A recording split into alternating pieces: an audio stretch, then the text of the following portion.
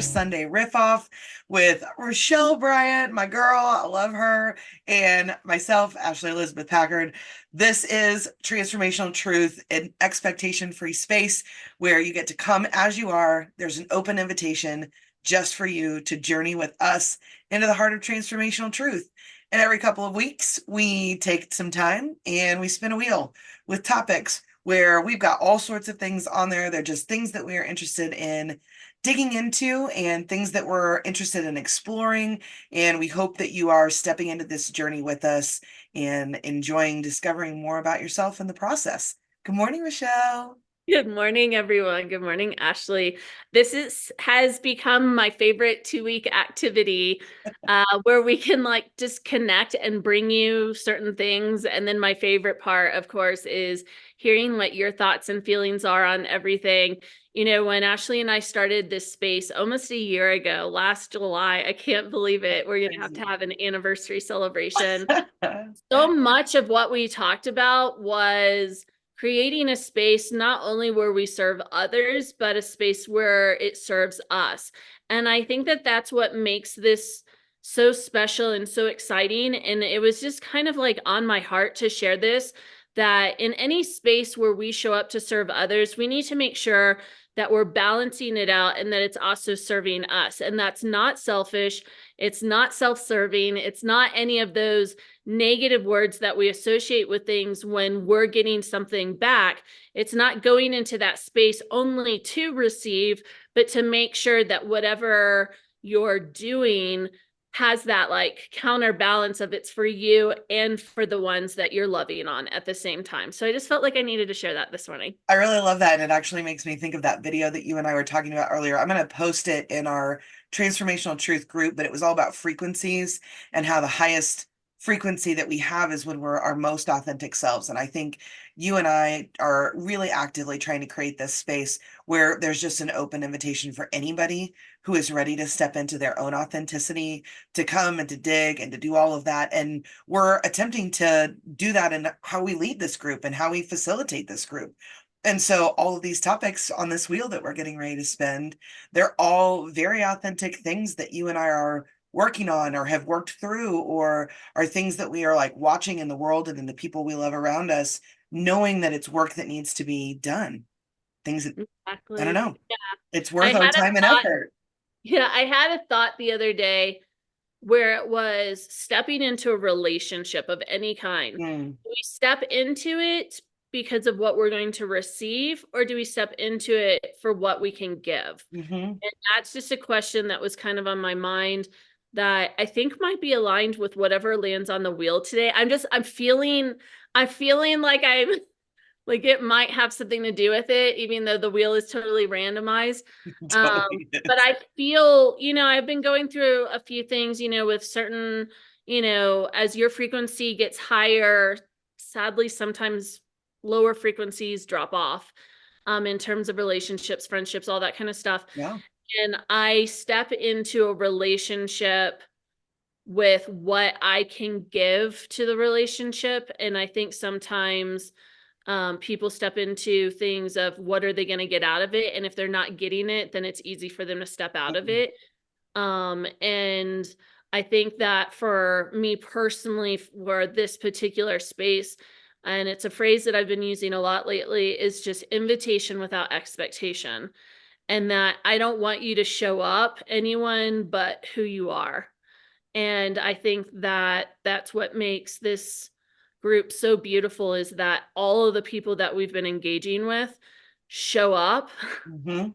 without trepidation and fear that they're going to be judged. And that was just kind of a byproduct, a hope and a prayer for it, but a Absolutely. byproduct of how we're interacting with people. So I am so excited about spinning this wheel, because I'm just feeling like this topic is just going to be oh, I mean, they've all been just so wonderful and perfectly aligned. And so I get so giddy about this. I know. Silly. I love it. I love it so much. So before we spin, if you've not jumped into our Facebook group, do that now.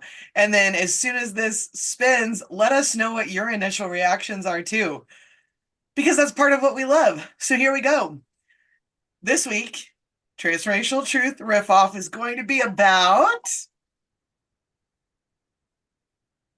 Oh, how big is your brave? That's so accurate. I knew it was going to be something aligned with stepping out and Hmm. stepping up and stepping forward. So, do you want to share your initial I thought? I mean, this is a topic that I feel like has been really on my heart actually for a lot of years. Um, it's something that I still work on all the time. It's something that I see so often in other people, but it's interesting to me that you were already talking about some of those things about what it looks like to align energies and what it looks like to do some of these things when we change, right? It is always going to take courage.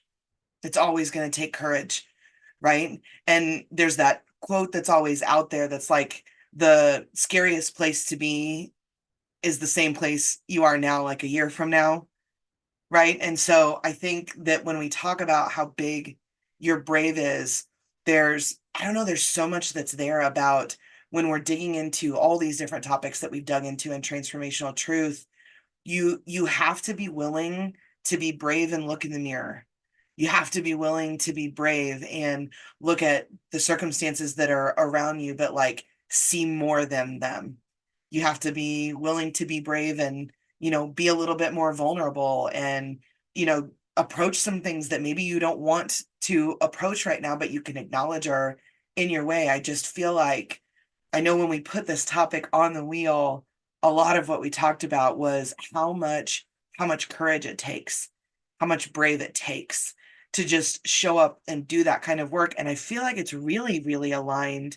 I mean, obviously with everything we've done, but the patience and persistent part of last week and everything that we looked through there, being brave and being courageous in your own journey, it requires that patience and that persistence, because I think some people assume that bravery and courage means that you're not afraid, when really it's moving forward even though you are, right? It's moving through the scared toward this thing that you know is going to be better, toward this thing that you know is going to be more aligned with you. um I don't know, there's so much that's here. I'm super pumped about it. I love this topic. And just like what, 2 months ago, I read Braving the Wilderness or Yeah, what you it's called. did. Brene Brown. Yeah. And God love her. I knew that I needed to read that book in that moment. And it was, I was on a Brene Brown. I read 3 books in a row this already. But that was one of them that I felt like I really needed to read as an affirmation Mm, of that it's okay, even though it's uncomfortable. mm, And for me, bravery has so many elements to it. And I think that the important thing is that you're not a coward or you're not less than if you're not stepping into it based on the expectations of other people. mm. Um, it should be an empowering word and should never be used against you in any way, because your journey is your journey. And when you're ready, or when something pushes you or someone pushes you a little bit, but like with love and acceptance, that's okay. But it's never okay to use it against somebody. And No. for some reason that just came to my mind. That's why I love these riff-offs. It's these things just come Hmm. out of Well, your I think heart. you're right about connotation of things, right? Like, I think sometimes it's exactly like what we talked about with patience and persistence last week, that so many times people look at that and they think that it means, well, I have to like shove forward and push forward no matter what the cost, right? Bravery does not mean I have to like shut down how I'm feeling and I have to do all these things to meet a societally defined version of bravery. It means that I'm willing to do what's hard.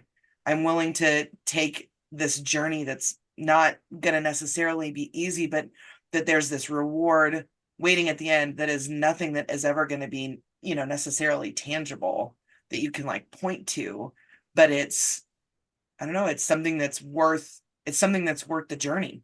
And so because it's worth it, then you can hold on to that brave and move forward despite your hesitancy, move forward despite the fears, move forward despite, whatever it is that might be in your way. But not to the exclusion of all of that. Not trying to deny it, or I don't know, to push in ways that would then be like unhealthy. Sometimes the bravest thing to acknowledge is that you need to step back, or that you need to change something or let go of something more than it means chasing after something. I don't know. Yeah, I write about this topic a lot, Mm. and I always use the words fear and shame. Mm-hmm. And people decide not to bring the bravery part of them out. Mm-hmm. I think when we work through fear and shame, then bravery oftentimes becomes easier, Mm-hmm. and it becomes more of a habit. Yeah. Do it afraid, what have you. But I feel like, there's so many components that are roadblocks to Mm-hmm. stepping, and that all has to do with aligning into your authenticity, your intentionality with how you do things. I think a lot of times we do things afraid, but the wrong afraid. Ah. It, like what you said, it doesn't mean that you're not going to still be scared, but also kind of audit yourself. Like, where is that fear rooted from? And Mm. is it preventing you from doing something bad or like making a mistake? Or is it fear of possibly the unknown? So always Mm-hmm. like making sure that you check with yourself what part of fear. Is it the healthy fear or is it the unhealthy fear? And shame alone just needs to go out the door. Yeah. Like, you just Yeah. need to take all your shame and throw it out, because shame is not a reflection of you. It's a reflection from other people's opinions. And that just doesn't have any space in anything that we talk about. But yeah, this is going to be a really neat topic to dig into more. And with that, I want to ask you guys that are listening, what does brave mean to you? Mm. And what are some recent things you have done to step into your brave? Well, So, that's kind of what I was thinking too, because I think you hit on something there.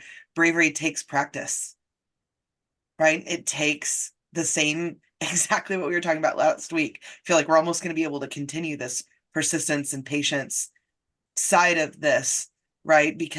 But it takes intentionality and celebrating the mhm. things that we're already doing that are the examples of us stepping into our brave is so important, is so valuable. So I hope you guys are doing exactly what she's talking about and are lighting up the comments with some of those things that have been examples of brave for you in lots of different ways.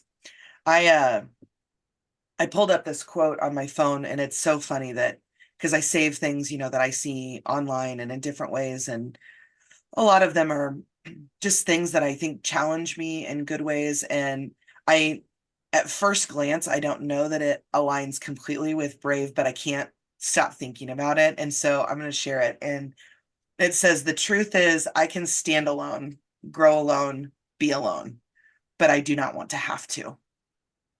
And I think sometimes when we understand bravery, we also misalign it with some of the ways that bravery's been popularized, where somebody is forging forward alone and they're doing it alone because they feel like, for whatever reason, they either can't bring somebody along with them, or it's too dangerous, or it's too whatever. I don't know, pick a movie that you want to think about, pick a storyline you want to think about. But when I was thinking about how big is your brave, I think for myself, when you asked that question about what's something that you've done recently that you can celebrate that's brave, I think one of the most brave things that I've done in recent years is not tried to be alone in my growth. And it's taken a lot of bravery. And so I'm going to post that in our group. I hope you guys are in our group. Rochelle, those questions you were asking, those are amazing. Those are totally going to show up on our screensaver for the week, like our phone lock screens, to help us stay focused in all of this.